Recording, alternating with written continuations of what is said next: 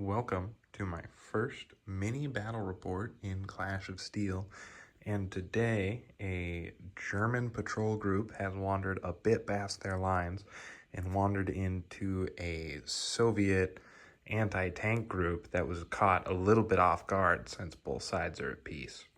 Let's check out what we got on the playmat today.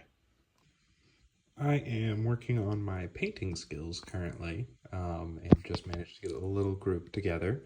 So we're doing a 13-point battle just to start off and get kind of used to the rules. So our Germans are going to have one Panther 8.8 as their commander with two Tiger 1s in escort. And our Soviet force is going to have 5 ISU 122s, a full group, and 1 IS-2 leading them. In this scenario today, we are going to have the Soviets go first on defense. They have been set up in their little hill overlooking this town and river.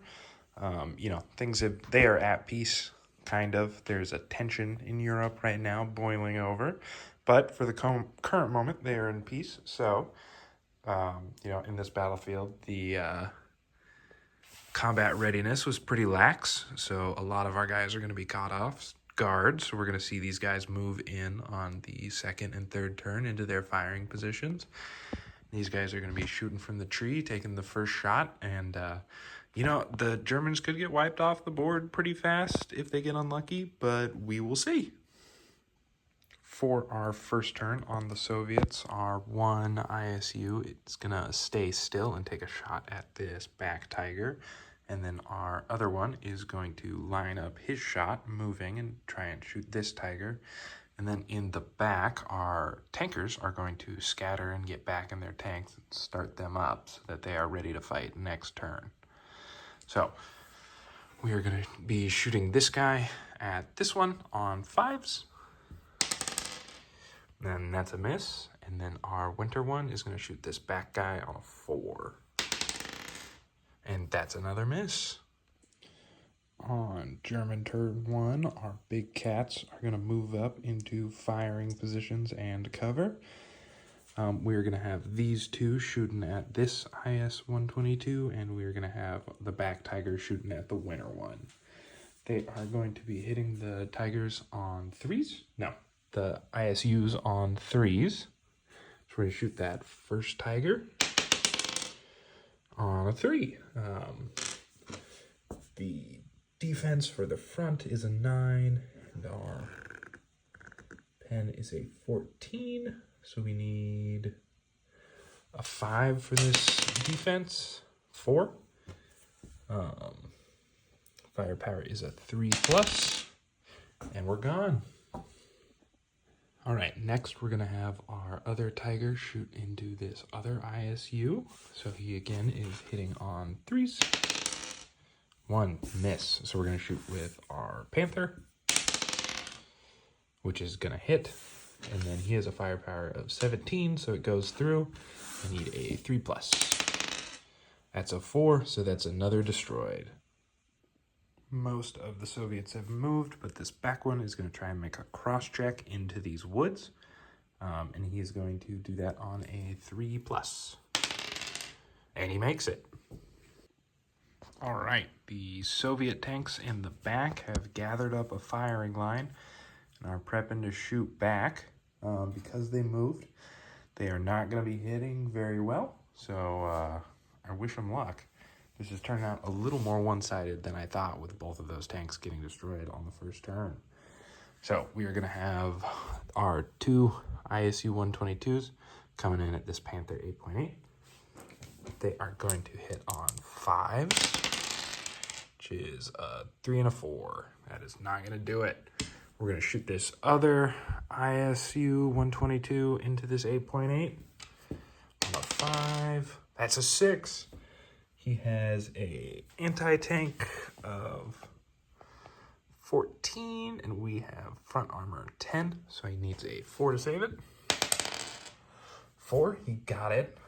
So on our firepower, we bail him out. He's bailed. Kind of a tough choice on this IS2 because we have cover and cover, which would make those 6s. So we're going to try and finish off this Panther. He is going to be hitting on a 5, which he makes. His anti-tank is 14, so he gets a 4-up save, which he makes. He's already bailed out, so I don't have to do that again. All right, so we're going to check first on a motivation to see if our 8.8 is going to get back up and do something. 4+, he's up. After the movement phase, our Tigers are going to hold firm to get those extra shot off, and that 8.8 is going to try and wrap around since it is front-mounted guns, and they'll have a harder shot on him if he moves. I'm going to start with the first Tiger into the one that is in cover in the bushes. It's going to get 2 shots that are both hitting on 3s. And those are both going to bounce. So I'm going to send the next Tiger into it, and they're actually hitting on 4s because of the cover, which is a 3 and a 6. So it's going to be firepower 14 versus front 9. So he needs a 5-up save. Doesn't make it, and we're looking for a firepower of 3+. That's a destroyed tank. And then our Panther that has wrapped around is going to take a shot at this guy. He is hitting on a 3. Hits. And then that is a firepower 17, so it's going clean through. And we are killing on a 3. That's a 4. That's 1 more down. Even though we have the same amount of points, this is ending up a lot more one-sided than I thought. In the Soviet movement phase, they are going to stay still to try and avoid that slow firing debuff. They got a pretty good shot on this Tiger, so they are going to take it. All right, we're going to start with the IS-2, which is going to hit on a 4. It misses, and then we are going to go to the ISU-122, which also hits on a 4. Double 1s? Are you kidding? Things are not looking good as we go into turn 3. Things are not looking good for the Soviets as we go into the German shooting phase. Our 8.8 has moved to try and get a decent flank on the last 2 tanks for cleanup.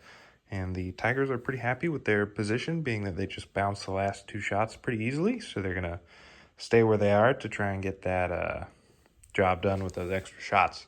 So we're going to shoot our first Tiger into the IS-2 on 3s. And those are both going to hit. Power is 14, and he has a front of 11. So he blocks on 3-ups.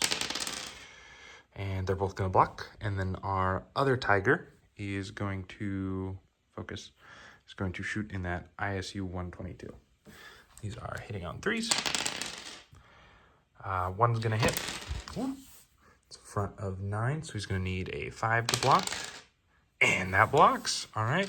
So our 8.8 is going to take a shot. He's going to shoot into the front of that IS-2. He's going to be hitting on a 3. And he misses. All right. Things are looking up. The IS-2 in the movement phase is going to try and get a flank on this Tiger. So he's going to need a 3 to cross. Oh, and he does not get it. That is devastating. As we enter the shooting phase, the ISU is going to shoot at this corner Tiger once again. He's going to be hitting on a 4. And he's going to miss. And then the IS-2 is going to try and swivel and hit that 8.8. He is also hitting on a 4. He hits. Firepower is 14. Armor is 10. So he needs a 4. And he makes it. That's terrible. All right. We are going on to German turn 4. Our 1 Tiger is going to advance so that he gets a better shot on that IS-2, but everybody else is going to stay in the same position. We are going to start with this Tiger into that ISU, hitting on 3s. 1 hit. And then he gets a defense roll, and he's looking for a 5. Doesn't get it. All right.